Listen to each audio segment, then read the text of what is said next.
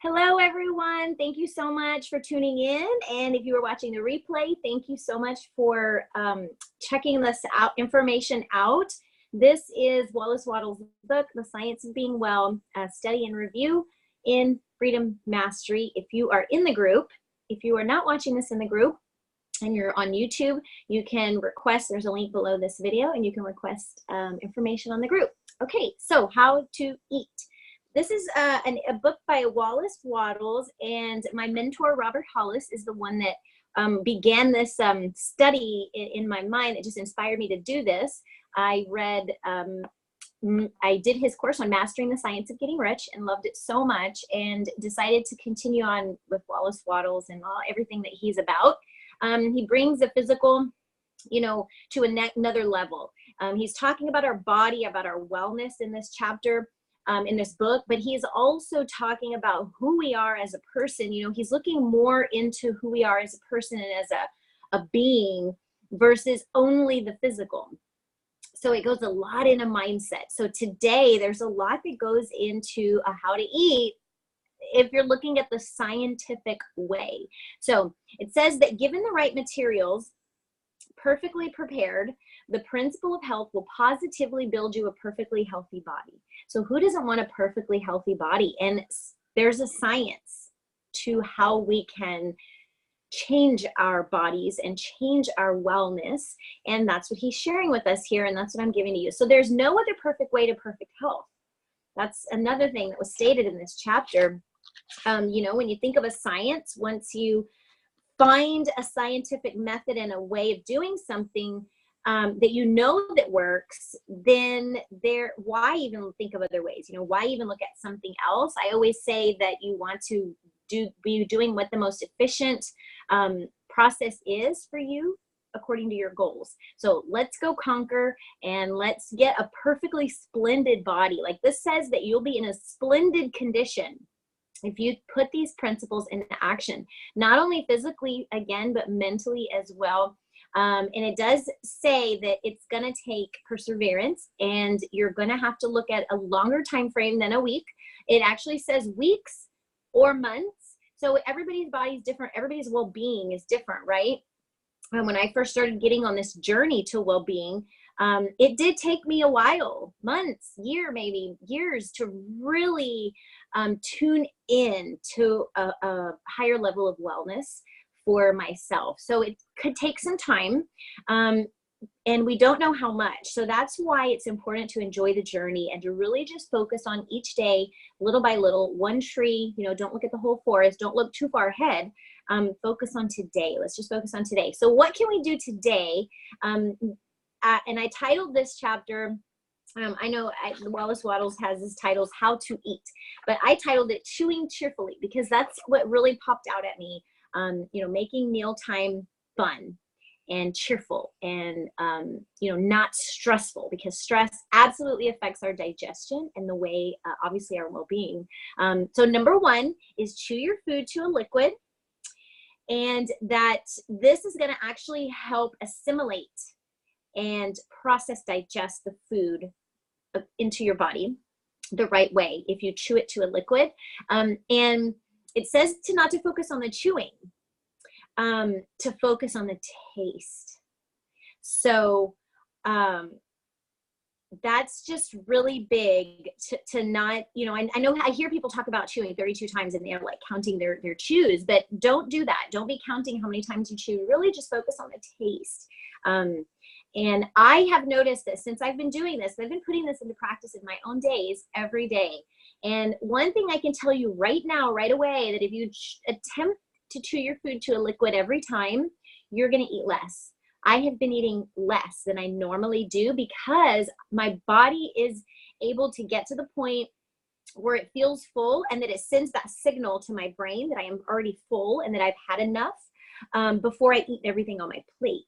So, I know that we talk about, we'll get into portion sizes too, down on number 5, but that's a big part of it. But know that every meal is not going to be the same. Every day is not going to be the same. Every week's not going to be the same as far as portion control, sizes, foods, and what you eat, how much you eat, that kind of thing. Okay, so number 2, do not bolt your food and it compares this to animals and dogs. And you see dogs, you know, give a dog a bowl of food and how they just attack it. So it calls it a bad habit, actually, that it's a bad habit and that it comes from fear. You know, back in the old days, when we feared of being robbed of our food, or fearful of not having enough, you know, there are people that have come from, you know, backgrounds of extreme poverty where they actually didn't have enough food to eat. And that can cause fear, and it can cause people to eat, you know, quickly, because they're afraid that they're not going to get enough. You know, somebody else can take it from them. And then it talks about losing time, you know, afraid of losing time. But either way, all of these are a cause of haste and just hurrying and being in a hurry, based on fear. So work on removing the fear, any issues that you have with fear and food, and eat slowly. Come to the table with a cheerful attitude. This is number 3. Be cheerful. Have a cheerful confidence about yourself when you come to the table. And it talks about the reason why you want to be cheerfully confident is because then what happens is your mindset goes into that, you know, assurance mode, and you will be more assured. You will know that you're eating exactly the right thing for your body. And as you're having this cheerful confidence, it's bringing, you know, peace of mind and more perfect digestion. So if you're anxious or worried, you'll devour it without even thinking about it. So basically, if you're thinking of all your worries, if you're thinking of all your stresses, then that's a sign, you know, that people, when people bolt their food, that's what's going on. That they're just really, really worried or anxious, and they're just overwhelmed with life, basically. So, and I find that in my own days, that when I tend to be eating really fast is when I'm anxious, I'm, you know, in a hurry, overwhelmed. Stress affects digestion negatively. So we don't want to be doing that. We want to be cheerfully confident. Okay. Number 4 is undivided attention to the act of eating while at the table. So you want your attention to be on the eating. And here it actually talks about the taste of the food will help you keep your attention on your food if you focus on the flavors and on the taste. And again, here's another personal example. Since I've been doing this, I've noticed that I notice flavors, or I notice spices, or, you know, changes in the food and the meals that I'm eating, because I'm thinking about the flavor, because I'm actually focusing on that specific food and putting it in my body, and I visualize it making me healthy and making me strong. And anyway, so the undivided attention to the act of eating. Number 5 is take a moderate portion, and you want to take a moderate portion of what looks most desirable, what's going to taste the best. You know, don't start to think, oh, I need to eat healthy. I'm going to eat what's healthiest because I don't want to be unhealthy. I want to be well, right? I'm trying to be well. It says to actually not eat that way, to eat according to your taste, and that whatever you enjoy the most is going to benefit you the most, because again, it brings that positive mental mindset, and you'll process it easily. Amazing, just amazing. So moderate portions, and that's what we teach our children too. You know, we're starting to give them the control of what they eat and how much they eat, and we're doing that by teaching them proper portion sizes. You know, what portions look like for different, you know, people, mom versus a child, and you know what that looks like, helping them visualize so that when they're out and about, they can make their own choices. You know, they're not always depending on mom or dad to make their plate. They can consciously choose food and portions according to what they need and know what's best for their body. So I'm working on teaching my children that. Okay, so number 6, do not look or anticipate the taste of other food while you're eating what you're eating. Don't worry or fear that, again, that there isn't enough, but take one thing at a time and eat one thing at a time, and not to be looking on your plate and like, oh, I can't wait to eat that, you know, like we do for dessert. It actually talked about it mentioned the dainties of dessert, and I thought that was cute, but it doesn't talk a lot about dessert.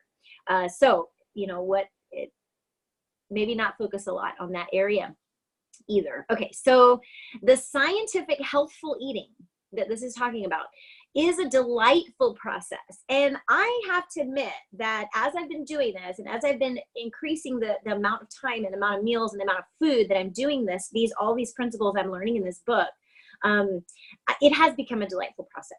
And I have been enjoying eating more. I have been enjoying our family meal times more. I'm teaching this to my family. I'm sharing all this content with them, and they love hearing about all this. And it's been a fun season for our family meal times for sure. So number 7 is don't be too talkative. It actually talks about talking too much at the table. Guys, this is so funny to me. Well, because I'm a talker. And it says that you want to talk afterwards.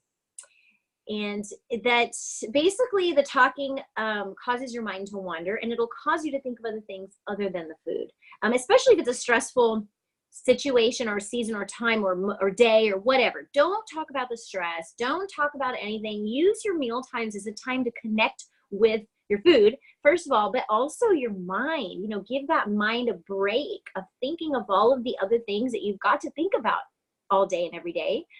Just give it a break for just that meal time. And I've been doing that. And I used to, you know, I had a bad habit of you know, I'd be eating with my husband. It'll be a date night and we're like discussing problems or discussing finances or, you know, discussing things that aren't necessarily relaxing.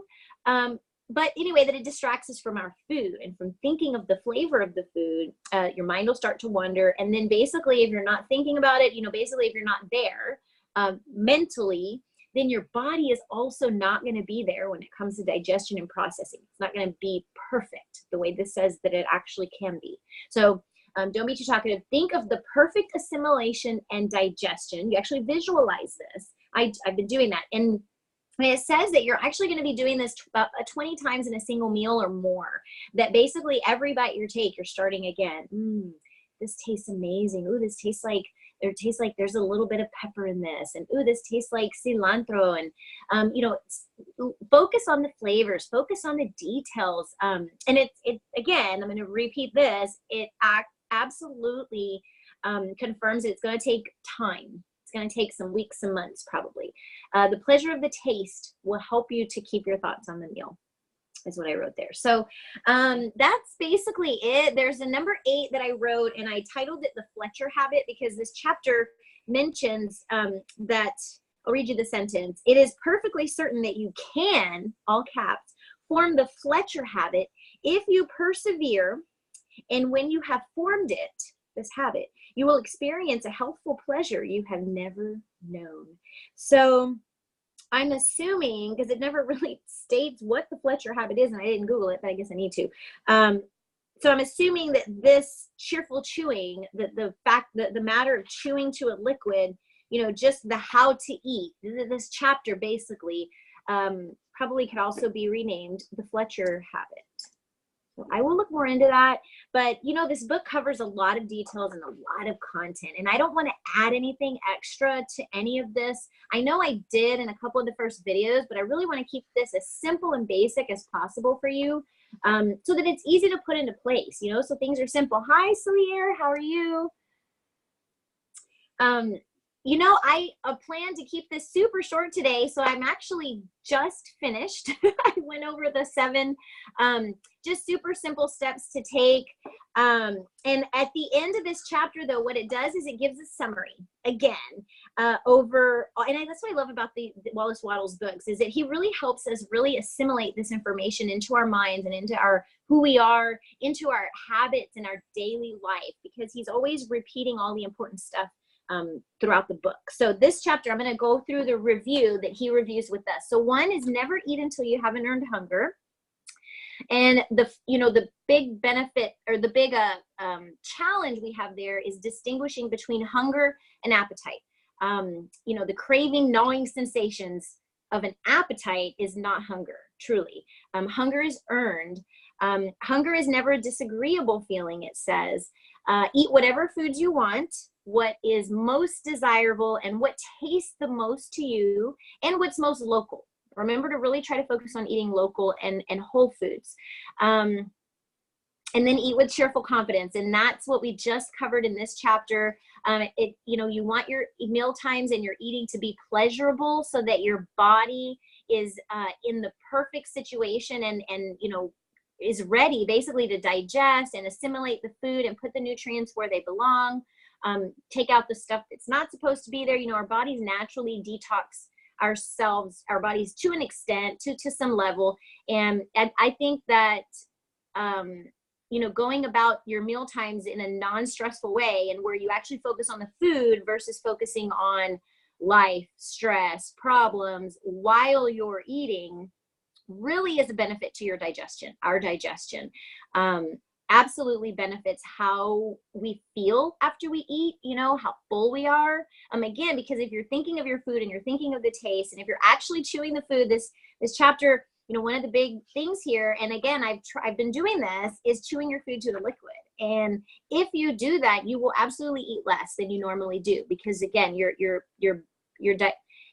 stomach mind connection has time to connect while you're still eating, to say, hey, it's enough. I've had enough. You're full now. So I notice now that I'm doing this, I have food left over on my plate a lot more.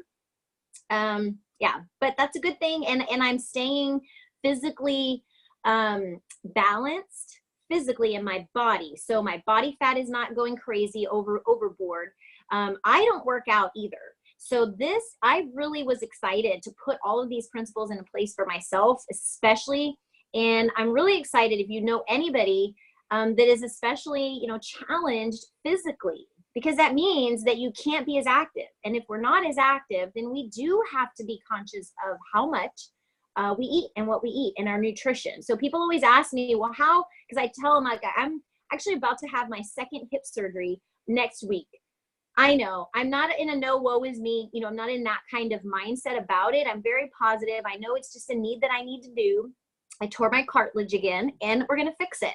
But I've been having these issues for over 2 years with my hip, and then over 5 years with my arms, where I literally can't work out. So people are always asking me, well, how do you stay in shape? How come I can still see your muscles if you don't work out whatsoever, and you're literally, I'm very inactive, and it's crazy to think about that. But the way I do it, and the way that not only me, but other people have found, the answer is nutrition, and looking at the other areas where you are strong. If you are weak physically, you got to look at other areas. So Wallace Wattles brings us to mindset, and he brings nutrition and mindset together. So just amazing to me. I'm grateful that I found this book. And if you have any questions, you can ask. Obviously, just unmute yourself. And then if you, I'm going to end with this last statement here in this chapter. And because this goes to all things, you know, this is not just for eating. This is not just for our bodies. You know, this book is, the subject is being well. So wellness, again, we covered in the previous videos, there's all areas of wellness. So I loved this quote at the end, because it really does help us to apply these, to look at all areas of our life. So it says, if you make each act a success in itself, the sum of all your acts must be a success. And that is beautiful, because it says to just slow down, focus on one thing at a time. And as you focus on one thing at a time, it'll be that, there's a word for it, but that effect where it just builds on top of each other and keeps building and building. And before you know it, you've got a miracle. You've achieved a miracle. You know, and you know, it's important to remember too that this takes time. Well-being and addressing our well-being is not something we just do one day and we're done. We've got to make it a lifestyle, and that's why it's important to keep it simple and doable and not stressful. So focus on your strengths, focus on what you can do, and then, you know, your weaknesses can catch up.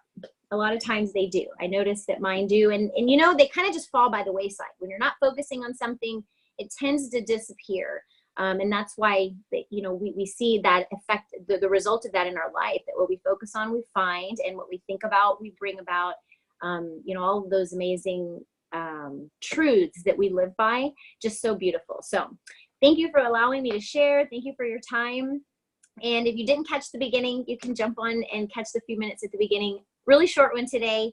Lots going on here in my life, and I know lots going on in yours too. So we'll talk more on Facebook and in Messenger, and send me a message if you need anything or have any questions at all, and I'll check in and see how you are. Right? Right. Bye. Thanks, Rita. Yeah, you're welcome.